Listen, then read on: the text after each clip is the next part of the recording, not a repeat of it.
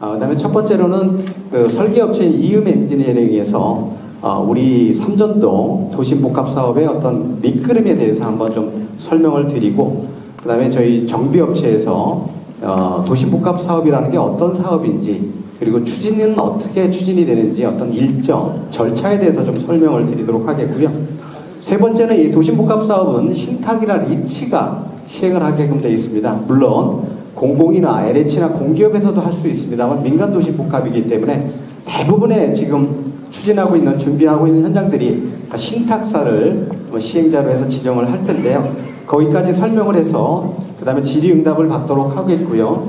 2부 순서에서는 저희가 이제 세무사님께서 세무에 대한 최근에 바뀌고 있는 어떤 세무 양도세라든가 이런 부분에 대해서 설명을 드리고, 질의응답은 여기서 받지는 않고 여러분들이 서면 신청한 걸 가지고 밑에 목사님이 카페 맛집이라고 했는데 그쪽 카페 우측에 세무사님께서 이렇게 자리를 하고 계실 겁니다. 그렇게 상담을 좀 드리도록 하겠고요. 아마 세무에 대해서는 상당히 좀 되게 궁금하실 텐데 그 부분은 다 일일이 상담 못 드리는 점은 좀 양해 부탁드리겠습니다. 그러면 지금부터 그 삼전동 민간도심복합개발사업에 대한 주민 설명회를 시작하도록 하겠습니다.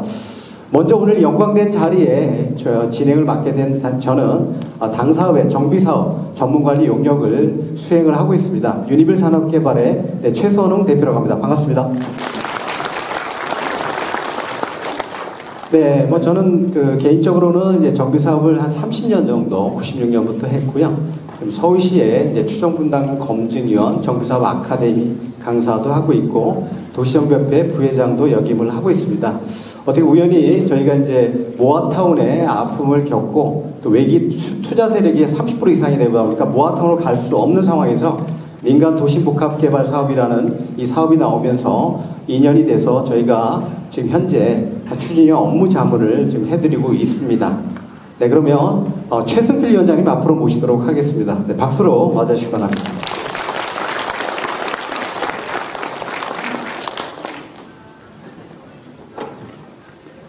네, 위원장님 간단한 인사 말씀 부탁드리도록 하겠습니다.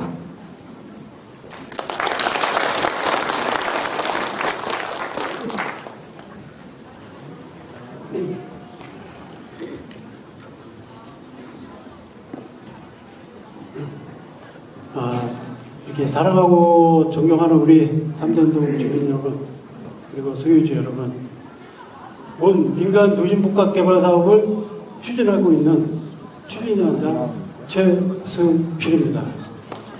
거꾸로 하면은 필승입니다.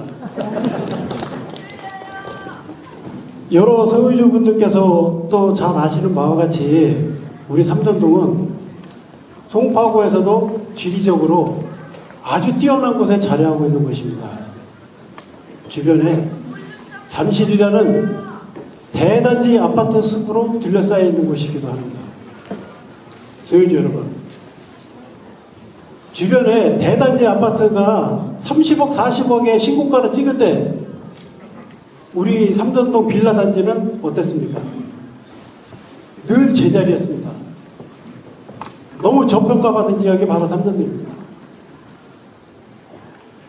소유주 여러분, 옛말에 개천에서 용난다는 소리 들어보셨죠? 못 들어보셨어요? 들어보셨죠? 바로 우리 여기 삼전동이 민간 도시복합개발을 통해서 45층 6,000세대 대단지 아파트가 탄생하는 그날 바로 우리 삼전동이 옆쪽 탄천에서 용인할 것입니다, 여러분.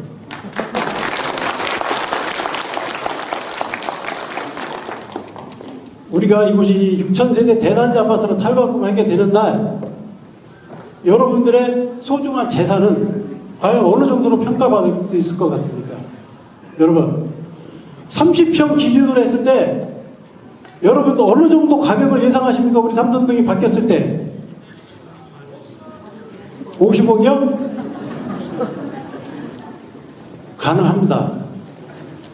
주변에 이 대단지 아파트 숲보다도 더 좋은, 더 나은 아파트 단지가 될 거라고 저는 자신합니다.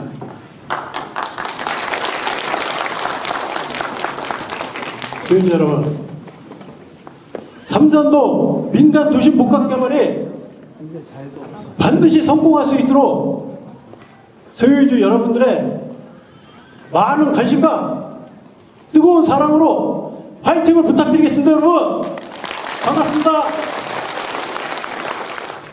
안녕하십니까. 이음 엔지니어링의 이승용 대표로 합니다. 좀 저희가 재작년인가요? 모아타운 시작할 때부터 이 사업을 계속 진행을 해왔는데요. 아시다시피 이쪽 지역이 특성이 좀 강한 지역이었어요. 그래갖고 이걸 좀 치우면서 해야 될 것 같아요. 예. 그래서 저희가 이제 지역에 대한 특성과 첫 번째는 잠재력, 그 다음에 도심 개발 사업, 용도 지역의 변경 및 토지 이용 계획, 그 다음에 건축 설계 어느 정도 저희가 올라갈 수 있고 어느 정도로 계획할 수 있는지 말씀드리도록 하겠습니다. 다음. 저희가 이제 1980년도에 저층 구조로 해서 형성이 됐고요. 잠실은 계획형 아파트 단지가 조성이 됐습니다. 위쪽 그룹이요. 삼전동 같은 경우는 농경지 기반으로 해서 저층 가옥이 형성이 되었습니다. 그 다음에 1990년대까지는 이 저층 주거를 다세대 다가구 중심으로 저층 주거 고착이 되었습니다. 그러니까 이제 집장사라고 하는 이런 것들로 해서 빌라, 다세대 이런 것들이 좀 지어지면서 지금의 형태가 되었습니다. 그래서 잠실 쪽 같은 경우는 2000년대 이후에도 이제 고층 아파트나 이런 것들이 재편이 진행이 되고 있음에도 불구하고 2000년대 후반까지도 삼전동은 노후화가 지속되면서 지금의 형태를 유지를 하고 있었습니다. 현재 같은 경우는 빌라, 소규모 주택 신축과 이런 소유권 변경으로 인해서 모아타운을 추진했으나 어려움을 겪으면서 이제는 구조적 전환이 필요한 시점이 다가왔습니다. 저희 대상지를 좀 보시면은 대상지의 인프라나 이런 것들은 주변 지역에 비해서 월등히 좋은 지역입니다. 저희가 이제 그 위쪽으로는 삼전역과 석촌 고분역이 위치한 9호선이 위치하고 있고요. 그다음에 위쪽에 보시면은 2호선과 그다음에 그 8호선이 현재 저희 대상지를 중심으로 이렇게 노선을 구축을 하고 있습니다. 그리고 저희 대상지와 접해서 탄천이 또 흐르고 있습니다. 이런 물과 교통망이 잘 갖춰진 지역인데 아까 말씀드린 것처럼 저층 주거화가 진행이 되면서 개발이 좀 더 어려워졌었다. 여기 좀 말씀을 좀 드릴 수 있습니다. 다음. 그래서 이런 부분들을 저희가 맨 처음에는 모아타운이라는 서울시 정책을 갖고 타개를 좀 하려고 했었는데 이 정책적 어려움이 있었습니다. 저희가 이제 그 갈등 관리나 이런 것들이 서울시에서 발표를 하면서 구역에 대한 모아타운 같은 경우 2만 내외로 설정을 하게끔 돼 있다 보니까 그 2만에 대한 구성이 자꾸 깨지는 거예요. 투기 세력이나 이런 부분들이 들어오면서 저희가 제안을 하려고 하면은 이 부분들이 깨지고 그러다 보니까 이 사업이 더 이상 영위하기가 어렵다. 그래서 2025년 2월에 도심복합 개발 지원에 관한 법령이 시행이 됐습니다. 그래서 저희가 이 부분을 좀 관심을 갖고 저희 대상지에 들어갈 수 있는지 좀 집중적으로 검토를 시작을 하였습니다. 그래서 이 법령에 의거해서 국토부에서 근거법을 마련했고요. 2025년 2월에 제정을 해서 발표를 했습니다. 그리고 서울시에서 도심복합 지원에 관한 조례를 1월 5일 날 발표를 했습니다. 그래서 이제 저희가 본격적으로 2026년부터 이 도심복합 사업에 대해서 진행을 하게 되었던 것입니다. 그래서 앞단락 좀 다시 보여주실래요? 근데 이 대상지가 요건이 있습니다. 이 대상지를 하려면 요건이 있는데 그 요건이 뭐냐? 여기 보시면 역세권, 저층 주거지, 그다음에 중공업지역 이 요건의 대상이 돼야 됩니다. 근데 저희 같은 경우는 저층 주거지, 이종 일반 주거지역이 있고요. 그다음에 역세권, 아까 말씀드린 것처럼 석천 고분역과 삼전역 이 두 가지 역이 저희 주변으로 흐르고 있고요. 그러다 보니까 이 사업의 적합성을 띄울 수 있는 상황이 되었습니다. 다음. 그래서 이제 그 관계법령이 아까 말씀드린 대로 제정이 됐고 2025년도에 서울시에 2025년 7월에 입법 예고를 했습니다. 조례에 대한. 2026년 1월에 입법 예고한 조례를 공포를 했습니다. 그래서 근거 법령이 완료가 되었고요. 근데 이제 지금 현재 세부 규칙 사항이 있습니다. 이 대상지에 대한 면적이라든가 여기 보시면은 빨간색으로 되어 있는 부분이 있는데 이 세부적 내용을 결정을 하는 규칙을 올 6월에 공표할 예정입니다. 그래서 구체적인 사항은 용도 지역에 관한 사항. 저희가 지금 2종 일반 주거지역인데 3종으로 갈 수 있는지, 준주거로 갈 수 있는지 이런 부분에 대한 구체적 사항과 그다음에 도심복합에 대한 면적 범위. 저희가 이제 조례 사항에서 면적 범위를 정해놓긴 했습니다. 그래서 저희가 1월까지 기다렸고요. 그다음에 이제 그런 부분들을 좀 더 세부적으로 결정할 수 있는 사항. 지금은 현재 6만 내외로 면적 범위를 규정하는 것으로 지금 공포를 한 상태라서 그런 부분들을 더 지켜봐야 될 사항이 있습니다. 접도 요건. 저희가 이제 이 복합 사업은 무조건 할 수 있는 건 아니고요. 아까 말씀드린 것처럼 도로에 접한 지역이 이 지역의 위상과 맞는지 이런 부분들을 좀 봐서 적합성을 보고 이 지역이 가능한 지역인지 판단을 합니다. 그런 부분들을 하고요.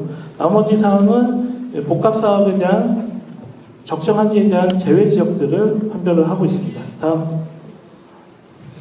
저희가 그 도심복합 사업은 두 가지 추진 방식으로 진행이 되고 있습니다. 첫 번째는 성장 거점형, 그 다음에 주거지 중심형 이렇게 있는데요. 저희 같은 경우는 이제 도심 성장 거점형에는 속하지가 않고 주거지 위주의 사업을 하기 때문에 역세권을 중심으로 한 노후주택 공급 확대를 위한 특화 개발을 진행할 예정입니다. 그래서 저희는 주거 중심형 사업을 진행할 예정으로 있습니다. 다음. 그래서 이제 그 조례에 따른 유형별 특성을 좀 나누는데요. 그래서 주거지역 같은 경우는 도심 주택 공급을 중심으로 해서 진행을 하려고 하고 있고 신속한 주택 공급 개발을 중심으로 진행하고 있습니다. 여기서 조금 체크해야 될 사항은 또 여기서도 나오지만 역세권을 중심으로 해서 반경 350m에 들어오는 과반의 지역만 이 사업을 진행을 할 수 있습니다. 근데 저희는 다행히 이 350m 안에 들어오게끔 설정이 되어 있습니다. 그리고 접도 요건인데 접도 요건은 지금 아직 올 6월에 나올 규칙에 접도 요건이나 이런 부분들이 포함되어 있을 가능성이 높습니다. 그래서 아직까지는 공표되지 않았지만 이 접도 요건은 저희가 이 간선도로 접도 요건과 유사하게 진행되지 않을까 이렇게 해서 저희가 판단해서 저희 지역을 검토로 진행을 해놓은 상태입니다. 예. 그리고 이제 그 면적 기준 같은 경우는 대상지가 2만 이상 6만 스퀘어미터 미만의 사업지로 구성하라 이렇게 조례에 공표가 되어 있습니다. 이런 사항들이 있고요. 그 다음에 노후도 같은 경우도 60% 이상 된 지역만 해라 이런 부분이 있고 그 다음에 임대주택과 공공분양주택 그 다음에 지역 내 SOC 시설 생활 필요시설이라고 합니다. 그런 부분들을 같이 공공기여로 내놓아라 이런 부분들로 형성이 되어 있습니다. 다음. 그래서 저희 지역을 아까 삼전역과 석촌 고분역을 중심으로 해서 6만 내외로 해서 3개의 블록 사업으로 좀 저희가 설정을 했습니다. 그래서 저희가 첫 번째는 1구역이라고 명명을 좀 했고요.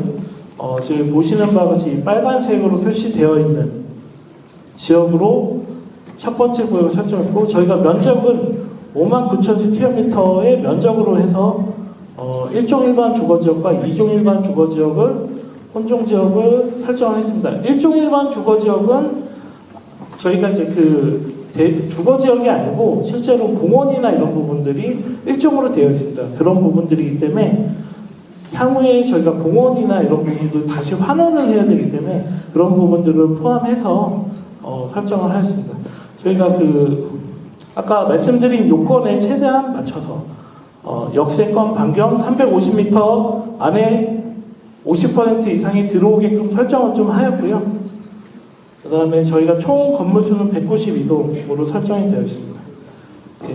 넘어가도록 하겠습니다. 그래서 저희가 이렇게 노후도 검토를 했을 때도 지금 현재 72.9%, 60%가 상회하고요. 그 다음에 대부분이 사유지로 되어 있고 도로나 이런 부분들이 국공유지로 되어 있는 거, 서울시 구유지 이런 식으로 되어 있는 부분들이 있고요. 나머지 거의 다 사유지로 되어 있습니다. 다음 저희가 이제 2구역 설정하는 부분인데 이 구역도 58,000스퀘어미터, 6만 좀 안 되는 구역으로 설정을 좀 하였고요. 총 동수는 195동 정도 되어 있고, 그래서 저희가 6만 이하로 설정하고, 그 다음에 노후도 같은 경우도 73.3%로 설정이 되어 있어서 1구역을 거의 유사하게끔 설정을 좀 했습니다. 다음 여기도 보시는 바와 같이 노후도가 67.3%고요. 대부분이 개인 사유지와 법인 사유지, 그다음에 저희 이제 공원이나 이런 부분들 아니면 이제 공공시설 이런 부분들을 좀 포함을 해서 설정을 좀 했습니다. 예, 다음 넘어가죠. 이제 마지막 구역인데요. 저희가 총 사업 대상지 3개의 구역으로 좀 나눴습니다. 그래서 보시는 바와 같이 59,000스퀘어미터 정도로 되어 있고요. 저희가 삼전 초등학교를 포함하지는 않았습니다. 1, 2, 3구역 전체를 삼전 초등학교를 다 주변 지역으로 해서 설정을 해서 설정하고요. 여기는 이제 노후도가 66.7%로 되어 있고, 그다음에 반경도 지금 50% 이상이 역세권 반경이 석촌 고문역으로 해서 설정을 해서 지금 설정을 하였습니다. 그다음에 이제 다음 넘어가 주시죠. 그래서 노후도도 65.8%, 대부분이 거의 사유지로 되어 있고요. 도로나 이런 부분을 제외하면은 서울시나 군유지를 제외하면은 거의 다 사유지가 대부분인 것으로 되어 있습니다. 다음. 저희가 이 현황을 말씀드린 이유는 저희가 이제 계획이나 토지용 계획을 향후에 어떻게 하면 좋을까 좀 고민을 하기 위한 현황을 좀 검토했고요. 다음. 지금까지 발표된 법령과 조례, 입법 예고된 규칙 사항들, 이런 것들을 저희가 내용들을 파악을 해서 검토한 결과, 저희가 이제 이 법은 국계법이나 도시정비법보다는 좀 더 사업에 유리하겠구나, 이런 부분들을 좀 많이 파악을 좀 했습니다. 그래서 저희가 2종 일반 주거지역이 법정 상한이 250일, 그 다음에 3종 일반 주거지역이 법정 상한이 300인데 일반 사업법으로 도정법으로 진행을 하게 되면은 이 법정 상한까지 채우는 거를 기본 원칙으로 좀 하고 있습니다. 근데 이제 서울시에서 요즘에 뉴홈이다 여러 가지 사업들이 발표가 돼 있는데 지금 이 사업 같은 경우는 이 조례나 법령에 이미 완화 기준이 적용이 되어 있습니다. 그래서 완화 기준을 보시면은 2종에서 3종으로 갈 시는 120% 완화를 전제로 좀 하고 있고요. 그랬을 때는 360까지 용도 지역을 완화를 받을 수 있는 사항입니다. 그래서 저희가 이제 공공시설과 공공주택 분양을 통해서 저희 360까지 갈 수 있는 지역이다. 최소 360까지 갈 수 있지 않냐. 이렇게 법적 기준을 좀 보고 있고요. 그 다음 2종 일반 주거 지역에서 준주거까지 상향할 때는 140%까지 완화를 할 수 있다라고 지금 조례나 법령상에 되어 있습니다. 그렇게 했을 때에는 완화까지 했을 때 560%까지 완화가 가능한 것으로 좀 보여지고 있고요. 근데 아직까지 규칙이나 이런 것들이 명확한 그 고시를 하거나 이런 건 안 해서 6월 이후에 좀 저희가 이 사항을 정확하게 판별을 할 수 있을 것 같습니다. 그래서 법령적으로나 조례상으로 볼 때는 너무 이게 사업이 희망적인 관점으로만 보여지거든요. 다음. 그렇게 했을 때 저희가 맨 처음에 계획했을 때 당시에는 이 3개 구역을 1개의 구역으로 계획을 했습니다. 근데 아까 말씀드린 것처럼 조례가 발표되고 이러면서 면적 제한이 생기고 면적 제한을 맞추다 보니까 이 3개의 구역으로 나눠야 수밖에 없는 요건이 되었습니다. 그러다 보니까 저희가 그 도로망이나 이런 부분들을 생각은 안 할 수가 없습니다. 당초에는 하나의 대지로 해서 하나의 계획을 세운다 하면은 이게 3개의 블록으로 나눠지게 되면은 이 블록과 블록 사이의 도로망이나 이런 부분들을 좀 더 기존보다 편리하고 확장된 개념으로 계획을 잡을 수밖에 없었습니다. 그래서 이 블록과 블록 사이에 이런 도로들을 좀 더 확장해주고 넓히는 것들을 기획을 좀 하고요. 그 다음에 각 구역에 도로변이나 전면부 도로변이나 이런 부분들을 공공시설을 좀 배치를 해서 좀 더 삶의 가치를 올릴 수 있는 공간으로 배치를 좀 했습니다. 그리고 또 저희가 그 최대한 배치를 하려고 했던 게 이 탄천을 뷰를 볼 수 있는 구성으로 배치를 좀 하려고 했습니다. 다음. 그래서 저희가 이제 요거는 저희가 그 기본 안을 갖고 저희가 이제 모델링을 좀 시연을 해본 부분인데요. 이 탄천뷰나 이쪽에 있는 전면부 쪽에 이쪽을 좀 더 고밀화하고 높게 좀 보일 수 있게끔 뷰를 형성할 수 있는 구상을 좀 해왔고요. 그 다음에 이 도로나 이런 부분들을 확폭을 해서 통경축이나 이런 부분들을 좀 더 확장감 있게 보여질 수 있는 안을 좀 설정을 좀 했습니다. 그래서 이 탄천과 저희 주거 지역을 같이 영위할 수 있는 공간, 그 다음에 답답하지 않는 공간, 이런 부분들로 설정을 좀 했습니다. 그 다음,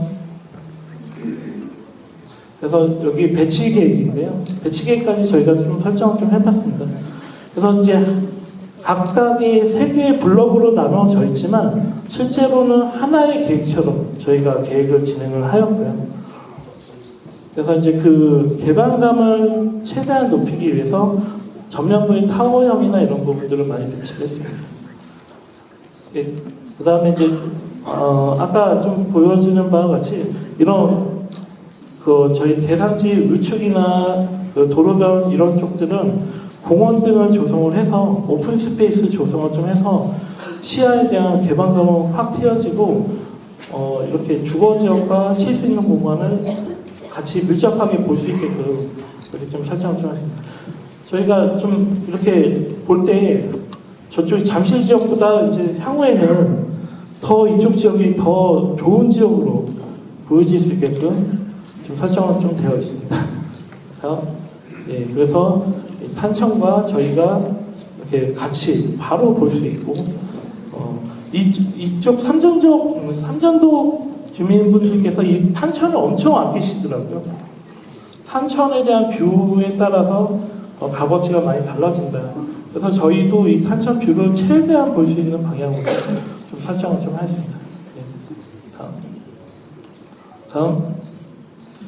예, 설명은 이것으로 마치도록 하겠습니다. 네, 고생준 대표님께 다시 한번 박수 부탁드리겠습니다.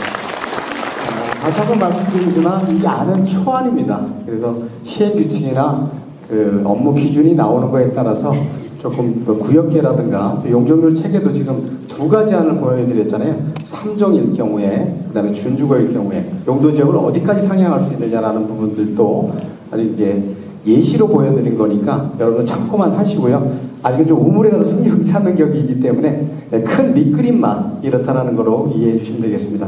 다음은 이제 제가 향후 정비사업 도시복합 사업 절차에 대해서 말씀을 드릴 텐데 시간이 한 40분 정도 지났기 때문에 또 세무사님도 오시고 해서 제가 좀 중요 부분에 대해서만 좀 설명드리도록 하겠습니다. 일단 모아타운하고 도심복합이 어떻게 다른지, 그리고 이 도심복합이 어떻게 추진이 되는지, 동의서 진구 중요하죠. 저는 동의서가 사업의 시작이자 끝이라고 할 수 있는데요. 그 다음에 도심복합의 유사 형태에 대해서 좀 설명드리도록 하겠습니다. 자, 여러분들 모아타운 해보셨을 겁니다. 잘 아시겠지만 빈집법에 의해서 가장 중요한 부분 사업성이죠. 모아타운은 법적으로 300%까지 가지만 좀 전에 말씀드린 것 민법은 360%까지 갈 수 있다. 근데 결정적으로 안 되는 이유는 30% 이상이 외지 투자자가 올 게 모아타운은 안 된다. 그래서 결론은 저희가 도심복합으로 갈 수밖에 없는 그런 구조가 됐고요. 뒤에서 말씀드리겠지만 입안 요청할 때 처음에 예비사업 시행자를 먼저 결정을 해야 됩니다. 그거는 토지소유자 25% 면적의 과반 이상이 동의하면 일단 신탁사를 예비사업 시행자를 지정을 해야 되는 저희가 입찰을 통해서 일단 대신자산 신탁을 MOU를 체결한 상태입니다. 그래서 앞으로 이게 법이 확정이 되면 여러분들 동의서 거둬서 예비사업 시행자를 확정하고 그 예비사업 시행자가 지구지정 동의서를 하게 되죠. 그러니까 여기가 이제 확실하게 민간 도시 복합 개발 지구로 지정해달라는 건데 지구 지정할 때 사업 시행자 동의도 같이 받습니다. 이때는 3분의 2, 67% 면적의 50% 이상입니다. 근데 여러분도 잘 아시겠지만 재개발은 지금 현재 75%, 재건축은 70%잖아요. 그러니까 민간 도심은 67%니까 동의율 자체가 일단 완화되어 있으니까 사업을 추진하기가 조금 더 편한 부분이 있을 수 있다 이렇게 말씀드릴 수 있습니다. 그 다음에 이제 지구 지정이 되고 시행자가 지정이 되면 그 다음에 여러분들 이제 사업 시행 인가라고 해야죠. 도정법상은 민간 도시법 사업계획 승인인데 승인을 받기 전에 각종 영향 평가를 합니다. 건축 심의, 경관 심의, 재해, 교통, 교육, 환경 요즘 다 통합 심의하죠. 그런 심의를 통해서 층수라든가 디자인이라든가 이런 걸 다 결정해서 그 결정된 안을 가지고 총회에서 3분의 2, 2분의 1 이상 면적 동의를 받게 되면 우리가 승인 신청을 하고 그 승인이 나오면 말 그대로 우리가 지을 아파트가 결정이 되는 겁니다. 그 다음엔 어떻게 됩니까? 지을 집이 결정이 됐으니까 여러분들한테 분양 신청을 받겠죠. 내가 몇 평 들어가겠다. 또 현금 청산하겠다. 분양 신청 받은 다음에 그 다음에 이제 관리처분 단계로 넘어갈 텐데 그 뒤에서 말씀드리도록 하겠습니다. 자, 민간 도심복합 개발. 자, 정비사업 오래 걸립니다. 갈등도 심하고 사업성도 부족하고 그러다 보니까 민간 도시복합을 통해서 주택 공급을 확 늘리겠다. 동의율도 완화되어 있고 또 사업성에 대한 부분도 상당히 좀 인센티브가 주어지게 되는 거죠. 그래서 일반적으로 우리가 좀 전에 그 이음에서 얘기한 것처럼 재개발 재건축 3종 지역의 법적 상은 300%까지 못 갑니다. 그 이상은 못 가요. 그 이상 가려면 LH나 SH 공공에서 들어오면 뭐 1.2배수 하는 게 있습니다. 근데 여기는 민간임에도 불구하고 일단은 300%, 1.2, 360%까지는 갈 수 있게끔 이렇게 인센티브를 주고 있죠. 절차에 대해서 말씀드리도록 하겠습니다. 자, 일단은 우리가 사전 검토 안을 가지고 얘기하게 되면 시행 예정자 입안 제한을 한다 그랬는데 25% 면적 20% 이렇게 해서 시행 예정자의 신탁사를 지정을 하게 되고요. 그 다음에 동의서를 걷겠죠. 그래서 그 다음에 이제 지구 지정 신청할 때는 3분의 2 면적의 2분의 1 이상. 그리고 여기 되면은 지구 지정이 되고 시행자가 지정이 되면 우리가 사업계획 승인을 받기 전에 시공자 선정이 가능합니다. 시행자 지정이 됐다는 거는 민간 조합으로 얘기하면 조합 설립 인가가 됐다는 얘기거든요. 그 다음에 시공자를 선정하면 그 시공자 선정을 통해서 시공자와 설계업체에서 그림을 그려서 통합 심의를 하고 사업 시행 인가를 신청할 텐데 동의율은 3분의 2, 2분의 1입니다. 면적에. 그 다음에 제가 좀 전에 말씀드린 것처럼 계획안이 확정이 되면 분양 신청을 받게 되고 그 다음에 관리처분계획 수립 및 인가인데 우리가 복합 사업 시행 인가라고 되어 있는데 사업계획 승인을 받게 되면 그 날짜를 기준으로 해서 여러분들의 땅을 평가를 합니다. 종전평가라고 합니다. 사업계획 승인일이 평가 기준일이 되고요. 그 다음에 종후평가, 여러분들이 들어갈 아파트에 대한 평가는 분양 신청 마감일을 기준으로 해서 합니다. 왜냐하면 분양 신청이 마감이 돼야 몇 명이 분양 신청을 할지 아니면 현금 청산이 될지 결정이 되기 때문에 이 원가가 어느 정도 결정이 되면 원가 배분법에 의해서 여러분들 종우자산을 결정을 할 수가 있죠. 그럼 관리처분계획 수립이라는 건 결론은 우리가 이 사업을 했을 때 얼마나 많은 돈이 들어올 건지 총 수입을 결정을 하고 그 다음에 공사비라든가 모든 비용을 다 재비용을 결정을 하고 그 다음에 분모가 되는 여러분들 출자 자산을 결정을 하죠. 그럼 비리율이 나오지 않습니까? 여러분들 출자한 자산의 총 수입에서 총 지출을 빼서 곱하기 100을 하는 게 결론은 비리율입니다. 비리율이 100을 기준으로 놓고 봤을 때 110%다. 그럼 내가 예를 들어 10억 평가 받았으면 1.1을 곱하게 되면 11억의 자산 가치를 인정받게 되겠죠. 예를 들어 90%가 됐다면 10억이 아니라 9억으로 10%가 감액이 되는 그런 비리율이 결론 사업성입니다. 그 다음에 이제 관리처분계획 인가가 나면 결론은 이제 구분응선을 넘었다고 하는데 여러분들의 종전 자산이 결정이 되고 비리율이 결정되고 내가 들어갈 아파트 들어갈 때 얼마 내야지 결정이 되다 보니까 그 다음에 이제 은행에서 이주비 대출을 해줄 수 있습니다. 여러분들 집을 담보로 물론 허구 보증이 될지는 차후의 문제인데 그래서 이제 은행에서 설정을 하고 여러분들한테 이주비를 내주게 되면 이사 가면서 이주하고 철거하고 착공하고 준공하는 절차로 이렇게 진행이 되겠습니다. 네, 지구지정화 동의서 진구 부분 말씀드리도록 하겠습니다. 사업시행 예정자 결정 동의서라고 되어 있습니다. 예정자를 미리 결정을 해야 됩니다. 입안 제한을 하려면 신탁이든 리츠를 먼저 결정을 해야 되는데 그거는 여러분들 25% 면적의 20% 이상 동의서를 받아야 된다. 이거는 이제 서식으로 나와 있는 서식입니다. 이 부분은 이제 입안 제한 요청을 위한 동의서. 이것도 마찬가지로 우리가 시행 예정자를 해서 여기를 민간도시복합계획으로 지구지정을 해주십시오. 해달라는 요청입니다. 그러니까 입안 요청하고 입안 제한은 다른데요. 입안 요청은 여기를 하겠다라는 의미로 내가 여기 해주십시오라고 하는 거고 입안 제한은 67% 이상 지구지정을 해달라는 동의서입니다. 그래서 요청하고 제한은 좀 다른데요. 그래서 요거는 입안 요청 동의할 때 시행 예정자하고 같이 이제 할 수 있겠죠. 다음. 그 다음에 이제 지정동의서입니다. 이거는 법정 이제 동의서죠. 3분의 2 이상, 2분의 2 이상 이제 동의서를 받아서 우리가 요거랑 같이 사업시행 지정자, 신탁사도 지정하는 거 동의서를 해서 우리가 송파구청에 신청하면 시행자 지정 고시를 하게 되죠. 그래서 구역으로 우리가 3개 구역으로 설정했는데 여기가 민간도시복합개발구역으로 우리 토지용계획 확인을 했다고 하면 아예 딱 이름이 박혀지는 겁니다. 지구지정이 된다는 거는.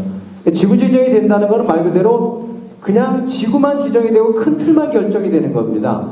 거기에 세부적인 계획안은 다음 단계 심의나 사업수행 승인에서 결정이 되겠죠. 지구지정은 바운더리만 결정이 되고 거기 어떤 용적률 체계 큰 틀, 큰 토지용 계획, 뭐 정비계획으로 따지면 정비계획 결정 정도라고 볼 수 있겠습니다. 유사구묘 선행 사례인데요. 여기 이제 증산 4구역이라는 겁니다. 여기 공공주택 도시복합사업입니다. LH가 하고 있고요. 지금 시공자 선정은 DL하고 삼성 컨소시엄으로 선정이 됐습니다. 왜 이걸 보여드리냐면 이쪽 바로 위쪽으로는 증산 5구역이라고 있습니다. 이미 준공이 됐죠. GS 자이로 한 1400세대 됐는데 거기가 용적률 260%, 층수 30층으로 지었습니다. 근데 지금 증산 4구역은 복합사업계획 승인이 났습니다. 이제 올해 아무래도 2주 보상 시작 들어갈 텐데요. 저희가 한 5, 6년 전에 여기가 뉴타운에서 해제됐었습니다. 증산 5구역이. 아시겠지만 이명박 정부 때 했던 뭐 송파구에서 거의 마천 뉴타운도 일부 마천인가 마천상이 해제됐다 다시 또 가고 있죠. 장인 뉴타운도 마찬가지고 최근에 부동산 가격이 올라가다 보니까 사실은 여기 역세권 활성화 사업으로 가려고 75% 동의서를 거뒀는데 서울시에서 역세권 활성화 사업 기준에 한 줄이 딱 들어가 있습니다. 해제된 구역은 제외. 그러니까 역세권 활성화 사업도 갈 수 없고 그래서 방향을 전환한 게 공공주택 도시복합 사업으로 갔습니다. 지금 현재 최고 층수가 41층, 용적률이 300%까지 이렇게 올라갔습니다. 그래서 아시겠지만 최근에 전 시장 있을 때 30층, 35층 룰, 지금은 대부분 한강변 정비계획하는 게 보통 40층 이상, 이렇게 뭐 여의도 같은 게 60층까지도 층수에 대한 부분들이 많이 좀 완화되는 그런 추세라고 볼 수 있습니다. 다음. 자, 뭐 상당히 뭐 거의 강남 수준의 그런 커뮤니티 시설이 들어가 있습니다. 뭐 공사비는 한 900 초반대인데요. 보행 친화대 다음 보여드리겠습니다. 그래서 저희가 이제 그 스카이 커뮤니티가 4군데나 또 있고요. 그다음에 여러 가지 커뮤니티 시설이 상당히 좀 잘 돼 있고 그런 부분들입니다. 다음. 그래서 보시면 우리가 여러 가지 그 스카이 커뮤니티에서 최상층에 탑층에 4군데나 이렇게 게스트하우스도 있고 이렇게 지금 계획에 대해서 이미 승인이 난 그런 단지입니다. 단지 가치가 상승하고 대형 오픈 스페이스 녹지 그리고 이 전체적으로 조깅 구간이 한 2-3km 정도 되죠. 단지로 이렇게 조깅할 수 있는 그런 정도의 이런 돼 있습니다. 보시면 이제 스카이 커뮤니티인데 보시면 이제 최상층에 이렇게 사람들이 와서 이제 커피도 마시고 응대할 수 있는 그런 데가 4가지 테라스 스카이 커뮤니티에 있다는 거고요. 다음. 여러 가지 이제 공원 녹지라든가 산책로, 정원, 친환경 아파트다라는 부분입니다. 어쨌든 여러분이 보시면 아시겠지만 여러 가지로 조경이라든가 그다음에 외관 또 커뮤니티 이런 것들이 상당히 좋게 잘 되어 있습니다. 다음 신탁에 대해서 대신자산 신탁의 원필재 본부장님께서 좀 설명드리도록 하겠습니다. 앞으로 모시겠습니다. 박수로 맞으시기 바랍니다.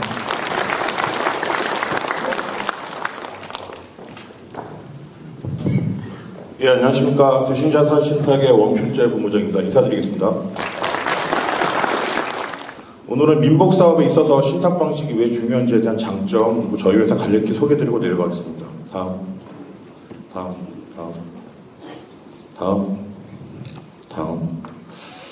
신탁사가 와서 하는 역할이라고 하는 건 사실은 신탁사는 예전에 아주 익숙하실 건데 조합에서 하시던 사업 시행자의 역할을 대신하는 것입니다.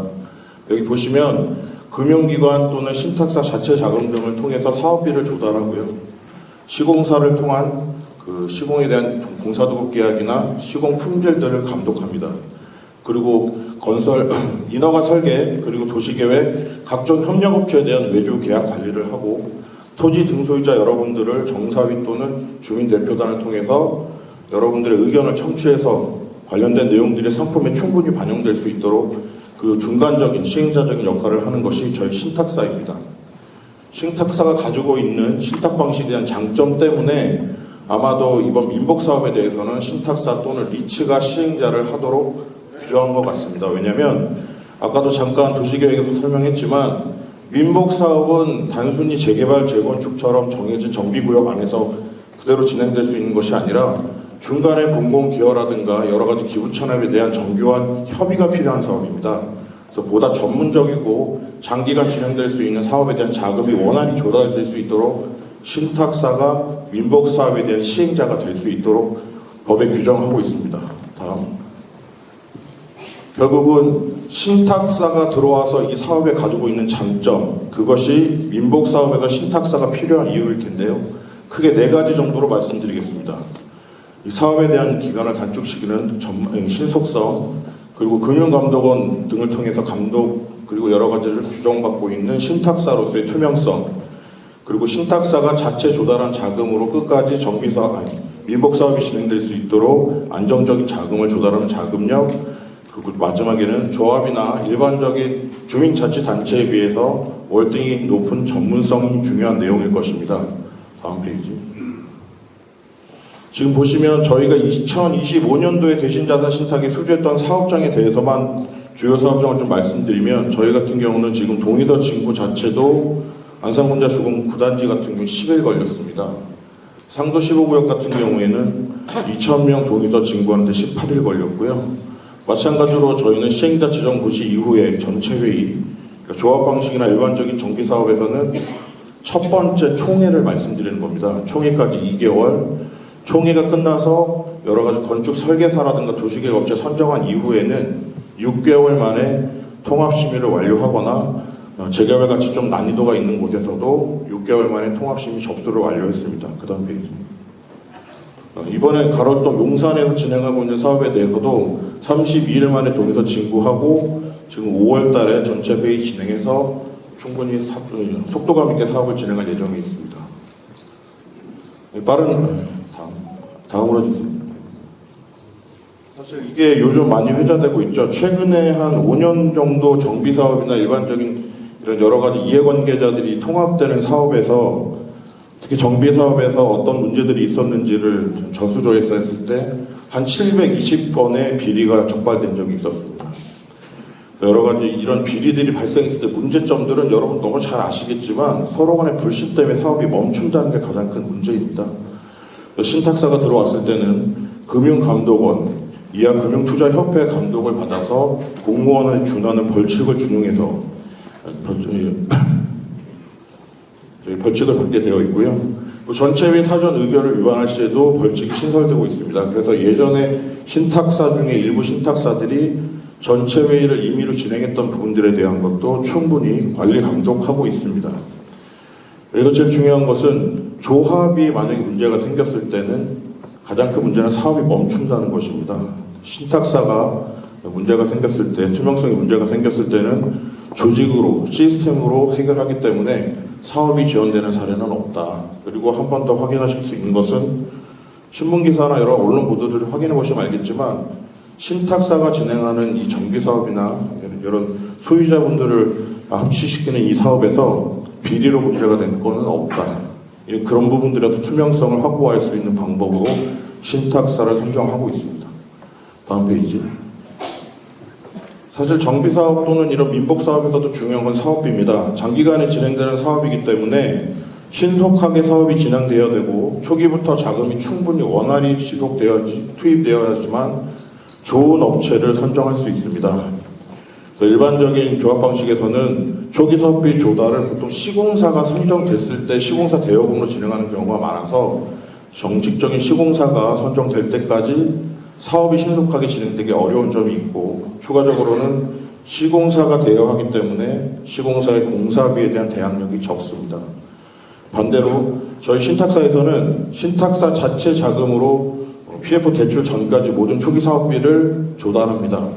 그렇기 때문에 사업 시행자가 지정된 이후 바로 즉시 신속하게 사업이 진행될 수 있고 우량한 업체들을 좋은 가격에서 저희가 협상해가면서 선정할 수 있고 마지막으로 가장 큰 비용을 차지하고 있는 시공사에 대한 대항력이 높다.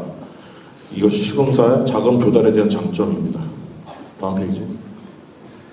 그리고 이제 신탁사는 아무래도 일반적인 소유자분들의 협의체보다는 그간의 여러 간 인력이라든가 관련된 협력업체 네트워크를 통한 업체 그리고 저희 그룹사 협업 등을 통해서 보다 신속하고 정확하고 상품성 있는 신축 세대들을 만들어낼 수 있는 전문성을 지니고 있습니다. 다음 페이지. 보시면 조직도를 보시면 알 텐데요. 사실 여러분들 흔히 알고 계시는 재개발 재건축 같은 경우에는 조합장, 이사회 그리고 대의원회 거기 감사 정도 이렇게 소유자분들의 모임이 있습니다. 거기서 여러분들이 아마 의사결정을 대부분 하시게 될 것 같은데 이런 신탁사 조직도시를 보면 저 이제 나와 있는 도시재생사업본부 같이 사업을 관장하고 있는 사업팀이 있고요. 그 외에도 리스크를 관리하는 부서, 공사비라든가 공사기간, 그리고 마감 등을 관리하는 기술지원부, 안전보건부 이런 여러 가지 지원 부서들을 통해서 공사비도 저희가 검증해드리고 사업에 대한 리스크도 관리하고 있습니다. 분양성에 대한 조사, 가격이라든가 상품에 대한 내용들, 그리고 현장 안전점검, 그리고 모든 협력사에 대한 계약서 검토 등을 시스템적으로 진행하고 있기 때문에 보다 전문적으로 사업을 관리해드릴 수 있습니다. 그래서 저희 회사에서 이거 좀 저희 그룹에서 가장 자랑스럽게 생각하는 사례이긴 한데요. 사실은 대신 프로퍼티라는 회사에서 만든 겁니다. 대신 그룹사 중에 하나인데 사실 기업이 어떤 방향으로 흘러갈 수 있느냐 그리고 성장할 수 있느냐를 바라볼 때는 대표이사가 누구인지가 중요합니다. 대기업들도 대표이사가 누구냐에 따라서 많이 바뀌는데 저희 현재 지금 대신 자산신탁의 대표이사로 와 계신 김성주 대표이사가 대신 프로퍼티에 있을 때 시행한 사업입니다. 그래서 지금 현재 용산구 한남동에서 가장 평당가 높은 아파트로 최고의 상품으로 지금 진화되어 있는데요. 저희가 이러한 대표이사의 의지 때문에 지금 저희 대신 자산신탁이 다소 신탁회사에서는 후발주자지만 공격적이고 성장이 빠른 회사로 진행될 수 있었던 이유다. 그리고 여러분들 앞으로 진행되실 삼전동에 있어서도 이 잠실 송파구에서는 용산구의 최고의 나인원 한남처럼 송파구에서 최고의 상품을 만들어 드리겠습니다. 그다음 네 가지를 이제 정리를 좀 해드리면 신탁사가 사업 시행자로 진행함에 따라서 신속한 인허가 관리, 그리고 빠른 사업 진행, 투명한 사업 진행, 그리고 안정적인 자금 조달, 그리고 시공사에 대한 대항력, 마지막으로 전문적인 사업 파트너로서 여러분들을 삼전동에서 랜드마크를 만들어 드리겠다는 각오 한번 말씀드리고요. 그다음 저희 회사는 세 가지만 말씀드리겠습니다. 저희 회사 좀 생소하실 수 있는데 오히려 좀 나이 드신 분들은 잘 알 수 있어요. 62년 된 대신증권에서 100% 출자한 회사입니다. 다음 대신 파이낸셜 그룹은 증권을 비롯해서 여러 가지 부동산과 관련된 계열사들을 많이 가지고 있습니다. 아까도 잠깐 말씀드렸던 대신 프로퍼티라든가 대신 프라이빗 에쿼티라든가 F&I 같이 부동산 개발을 여러 가지 방식으로 진행하는 계열사들을 많이 가지고 있고 그룹의 전체적인 자산은 41조 정도 됩니다. 사업의 안정성에 대해서는 걱정하지 않으셔도 될 것 같습니다. 그러면 대신 그룹은 알겠는데 대신 자산 신탁은 이 큰 사업장을 운영할 수 있는 자금을 조달할 수 있는 능력을 갖고 있느냐? 보통 신탁사들이 자금의 능력을 평가할 때 NCR이라는 지표를 씁니다. NCR은 여러분들 그 부동산 개발을 하면서 가장 위험하게 취급될 수 있는 총 위험액을 대비할 수 있는 그 자본을 얼마나 가지고 있느냐를 평가하는 겁니다. 위험액이 100만 원 있을 때 저희 회사 600만 원 있으면 NCR은 600%입니다. 저희 회사는 현재 810%의 NCR을 가지고 있고 전체 신탁사 중에 3위에 있습니다. 그래서 자금 조달에 대해서는 걱정하지 않으셔도 될 것 같습니다. 그 다음 페이지. 그래서 지금 저희가 빠르게 성장하고 있는 회사라서 지금 보시면 저희 실적들을 좀 보여드리고 싶은 것 중에 하나는 저희는 후발주자이기는 하지만 상도 15구역, 서울 목동 13단지, 서울 동대문 신이문, 강변 한신코아, 다음 페이지. 서울 한강로, 그리고 창신동, 그리고 내일부터입니다. 내일부터 창신 9구역에서 동의서를 진구할 예정에 있고 다음 주부터는 신림 5구역에서 동의서를 진구할 겁니다. 대단히 3,000세대, 4,000세대의 대단지 사업들을 충분히 수행할 수 있는 사업 실적들을 많이 가지고 있습니다. 다음. 여기까지 좀 관련된 설명을 마치고요. 아까도 좀 말씀드렸지만 저희 회사가 추후에 사업 시행대로 진행할 수 있게 된다면 여러분들 이렇게 오랫동안 기다리시고 또 여러 가지 기대가 많으신 만큼 거기에 부끄러움 없는 랜드마크를 형성할 수 있는 사업 시행자로 성장하도록 하겠습니다. 감사합니다. 마이크 좀 전달해 주시죠. 네, 아까 설명 들으니까 3분의 2 이상 주택 소유주, 50% 이상 토지 소유주 이상 시 제한이 가능하다고 했는데요. 시간은 걸리지만 사업성이 있어서 어렵지는 않을 것 같은데 미동의하는 소유주의 재산을 인수해야 될 텐데요. 그 부분에 대해서 법적으로 그 재산가를 어떻게 평가하고 또 결정되고 또 합의가 안 될 때는 사업 진행이 지연될 텐데 어떻게 진행되는지 좀 궁금합니다. 네. 정확하게 말씀드리면 3분의 2는 숫자입니다. 내가 큰 토지를 가지고 있든 작은 토지를 가지고 있든 머리 숫자는 한 명이죠. 3분의 67% 동의를 받아야 되고 그 다음에 이제 면적 동의가 과반이 있잖아요. 소지주만 3분의 2 동의하는 해서 면적이 49%가 됐다. 그럼 안 되는 겁니다.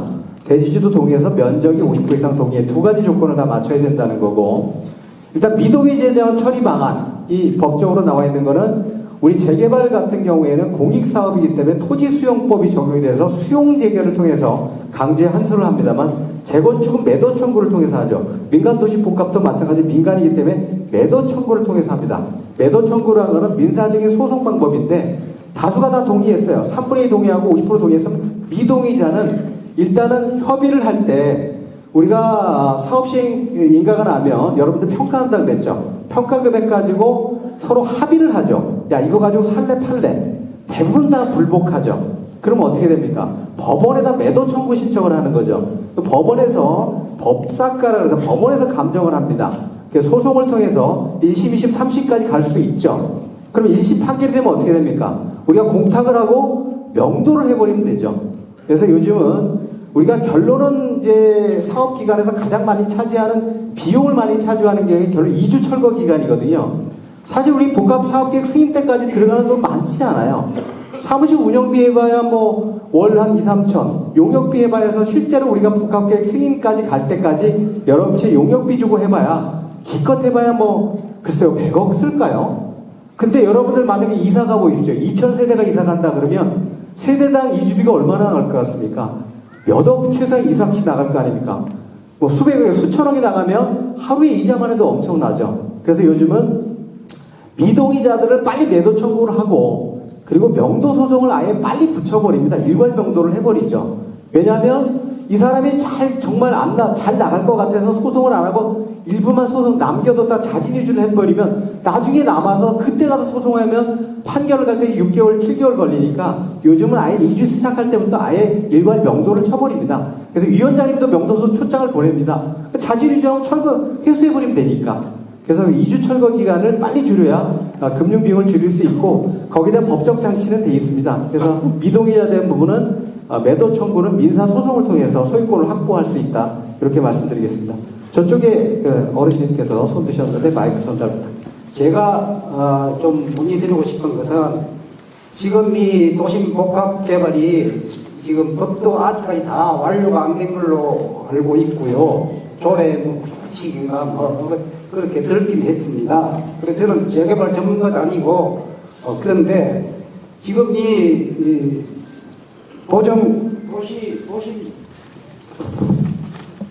도시 복합개발법을 보면요, 이 조합은 아니고 이제 토지등 소유자 빌라 주인들이 이제 주인들인데 이 지금부터 지금 대신 신탁에서 지금 뭐 업체가 그냥 사실상 일정된 걸로 보여집니다.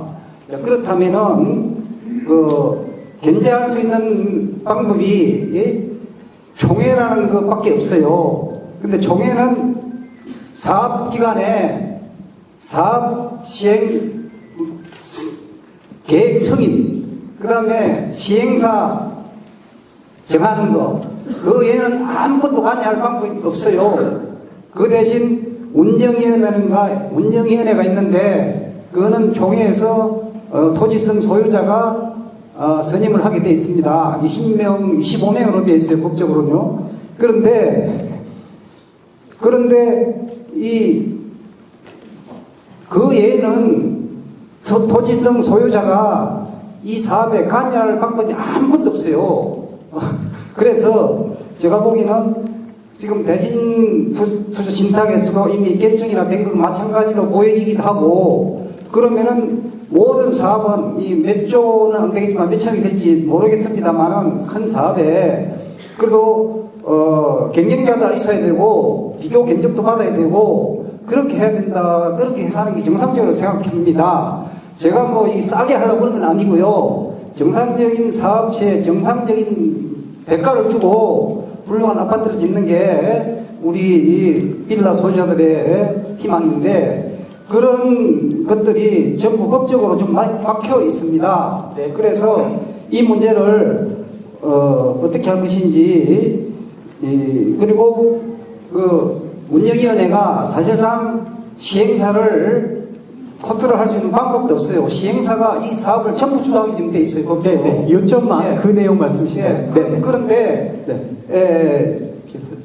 이 토지 소유자들이 어디 무슨 딱 결정해버리면은 그 사람이 죽을 쓰든 밥을 쓰든 그 사람이 할 수밖에 없어요, 구조적으로. 네네. 그러면 그 문제를 어떻게 해결할 것이냐? 어떻게 해결할 것인가? 네네. 그러면은 그 문제를 그 계약을 할 때 정교하게 아주 해야지. 뭐 좋다 박수만 쳐가지고 해놨다가 지금은 다 뭐 별도고 다 좋지만 문제점이 그때 발생하면은 사업에 어려움이 오면은 토지등 소유자들이 많은 피해를 볼 수 있는 그런 가능성이 있기 때문에 그 문제에 대해서 그 위원장님께서 좀 답변을 해주시길 부탁드립니다. 네.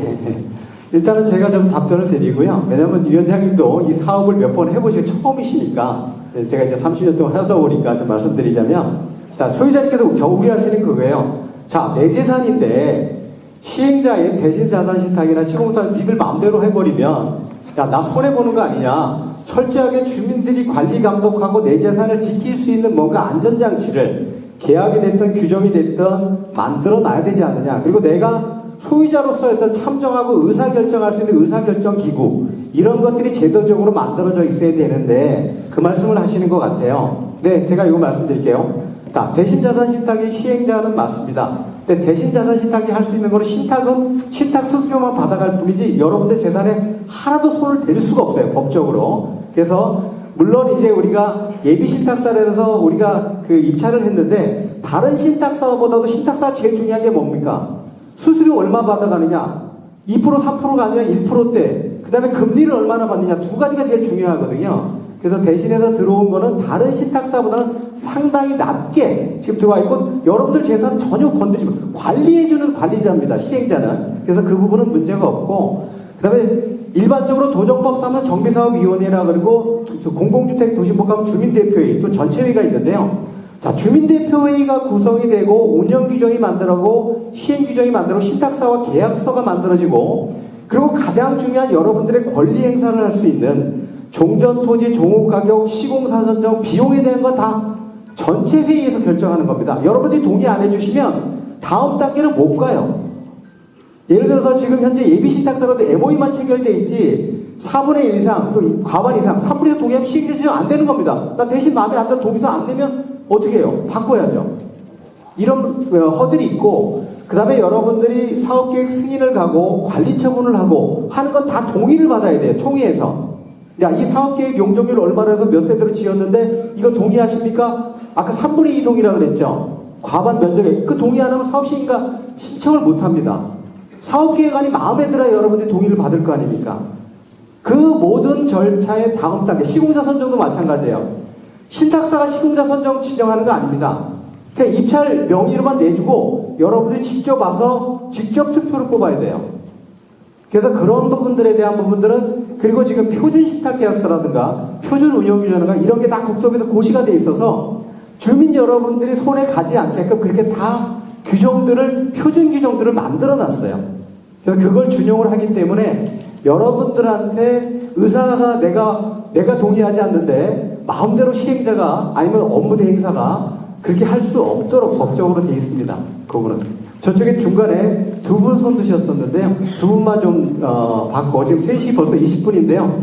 좀 세무 설명회로 넘어가도록 하겠습니다. 두 분 손 드신 분 계셨는데, 네. 그 사업구역 일부를 변경할 수 있다 이렇게 됐는데요. 여기 보니까 그 간선도로의 일부라도 다 이렇게 접견이 돼야 되는 걸로 지금 해석이 된다고 그런 얘기가 있는데 이 구역 같은 경우는 이제 도로에 직접 접해 있지 않거든요. 그럼 어떤 식으로 구역을 변경할 수 있는 건지 궁금합니다. 네. 그거는 아직은 좀, 지금 현재 그 시행규칙 나온 그 입법 예고안이 간선도로변 20m 이상 접해야 된다는 내용이 이제 입법 예고는 돼 있는데 거기에 지금 민원이 한 수백 건이 달려가 있습니다. 그렇게 해서 맞출 수 있는 데가 없다. 지금 목동도 하고 있고 뭐 종암동 여러 가지 서울 시내에서 민간 도시 복합을 하고 있는데 그 기준에 따라서 어떻게 하느냐. 그래서 지금 조례 시행 규칙이나 운영 기준 자체가 좀 바뀔 가능성이 있어서 그거는 물론 만약에 그게 그대로 된다 할지라도 저희들이 어떤 대안은 생각은 하고 있는데 아직은 좀 고민을 덜 하고 있고 왜냐하면 아직 확정이 되지 않는데 그걸 가지고 미리 구역계를 만들 수는 없지 않습니까? 그래서 일단은 현재 나와 있는 조례상으로 만든 기준이니까 향후에 그거는 좀 더 구체화되면 좀 말씀을 드리도록 할게요. 네. 주민설명회를 개최하고 있는 추진준비위원회는 언제 어느 뭐 공공기관이든 뭐 어떤 루트를 통해서 구성이 됐는지 그걸 좀 알고 싶습니다. 네, 일단은 제가 좀 설명을 드리겠고요. 혹시라도 제가 좀 설명이 부진하면 위원장님께서 좀 보충 설명해 주실 텐데요. 일단 제가 듣기로는 옛날에 우리가 모아타운을 추진했잖아요. 각 블록이 있었지 않습니까? 각 블록별로 대표자님들이 다 계셨어요. 그분들이 주축이 돼가지고 모아타운이 안 되니까 그 우리 민간도시복합으로 바꾸자. 그래서 그분들이 자발적으로 사실 뭐 이렇게 나오셔가지고 현재는 같이 추진준비위원회로 구성이 돼 있는 거고요. 이걸 이제 법정화시키기 위해서 법에는 이제 법적으로 뭐 추진위원회 조합처럼 승인단체는 아닙니다만은 우리가 나중에는 이거를 공개적으로 다시 한번 정비할 수 있는 그런 기간을 가질 겁니다. 왜냐하면 이게 정당성을 부여하기 위해서는 주민들한테 전체적으로 한번 의견을 받고 또 후보자도 받고 이런 절차가 좀 필요할 것 같습니다.